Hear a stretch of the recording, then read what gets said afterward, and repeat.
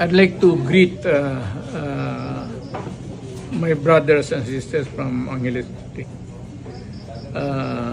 I know that we have a tentative schedule for a rally in your city, and you have accepted, at least some of you, if not all, accepted the idea of having it there and listening to people.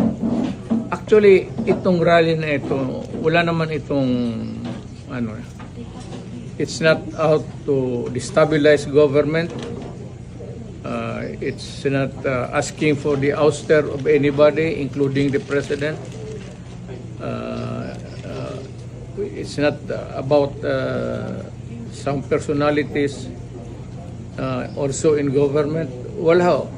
Ito is just, we are just in the narrative of our history presently. Parang part ito ng buhay natin at bukas para sa ating mga anak.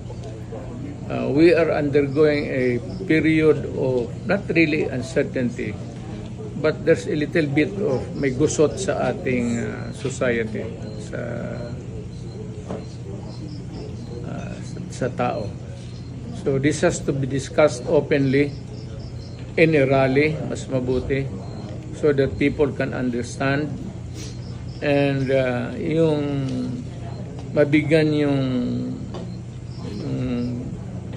essence of freedom of speech kasi importante yan para sa tao.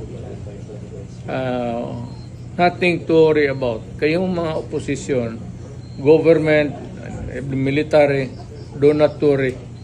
We are not there to oust government. We are there to talk about government and preserving it for the people of the Republic of the Philippines. Thank you.